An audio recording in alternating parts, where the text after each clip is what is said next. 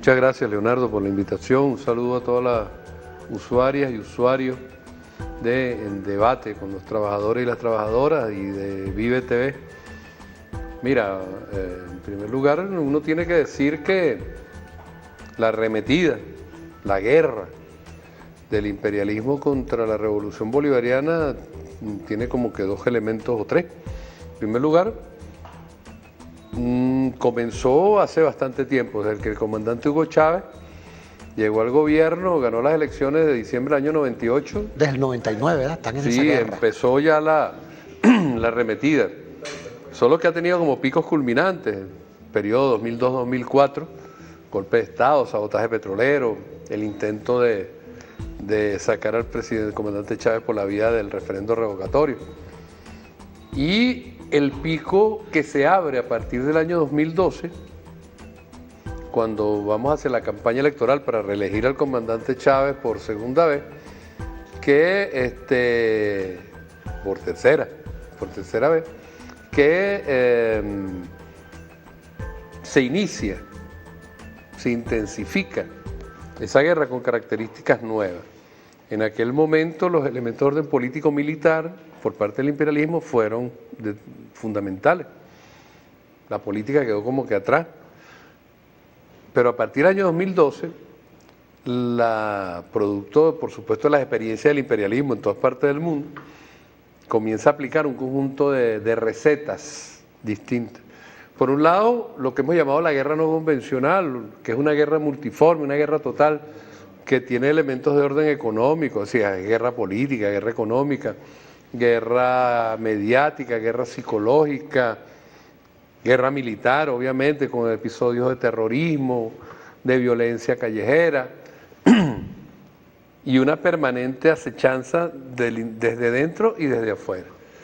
Y por supuesto, en este periodo, la guerra económica específicamente ha estado como en primer plano por parte del imperialismo, tratando de desmoralizar al pueblo, tratando de crear fisuras entre la dirección revolucionaria que encabeza antes Chávez y ahora era el presidente, el compañero Nicolás Maduro, y el pueblo venezolano.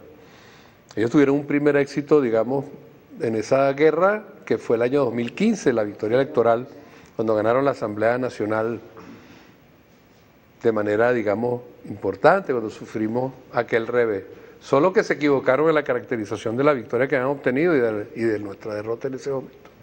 Ellos pensaron que era una derrota estratégica, cuando se trataba de una derrota táctica, y sobre esa base definieron una línea política insurreccional para derrocar a Maduro a corto plazo, que ha sido una característica permanente de ellos, el cortoplacismo.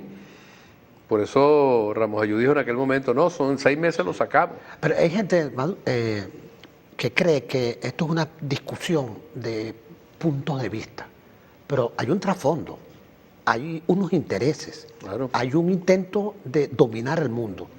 Háblanos por qué somos tan importantes para el imperialismo, porque hay que ver lo que es declarar que somos una amenaza inusual, terrible, para un país tan poderoso. Una amenaza inusual y extraordinaria para la seguridad nacional y la política exterior de los Estados Unidos de Norteamérica.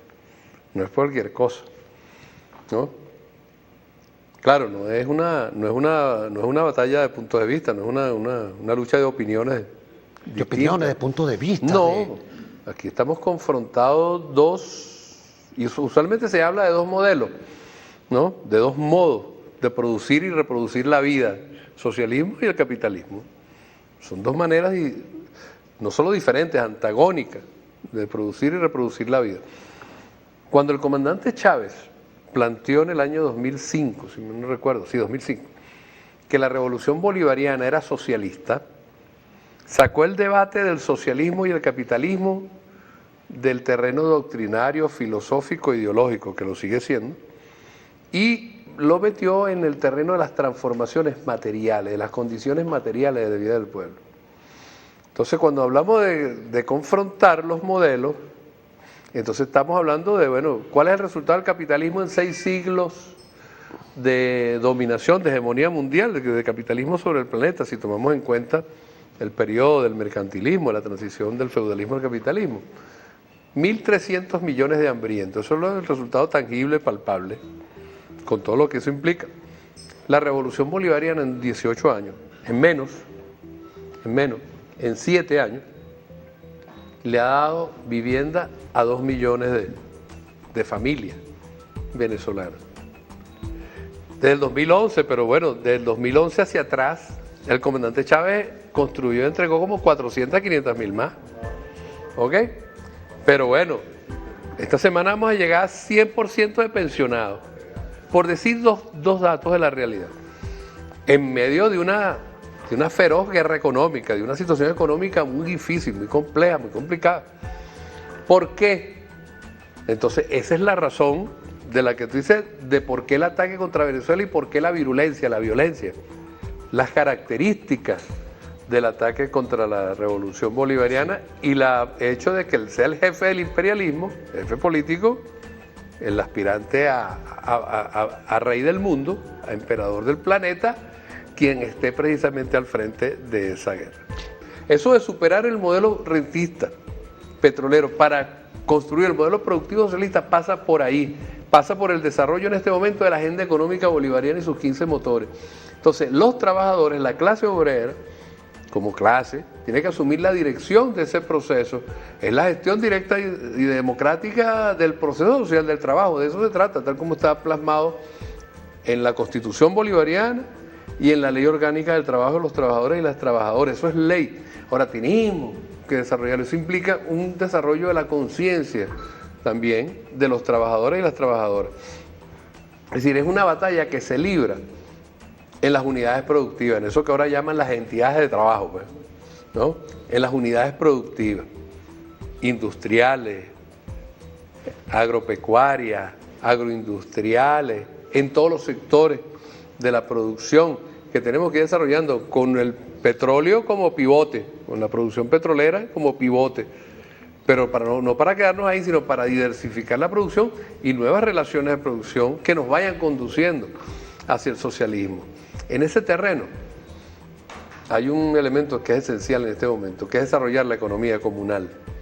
Yo soy del criterio, y lo he planteado muchísimas veces, que nosotros debemos desarrollar una poderosa economía comunal. Que esa poderosa economía comunal, que no es una economía de segunda, que no es una economía marginal, ¿no? Que esa economía comunal sí, se articula con las otras formas de propiedad social, la del Estado y la de las empresas y unidades productivas que están en manos de los trabajadores, conformando un área socialista de la economía. Esa es la tesis que yo por lo menos vengo defendiendo. Y por supuesto, relacionada con la existencia del sector privado de la economía, que va a seguir existiendo, y distintas formas mismas.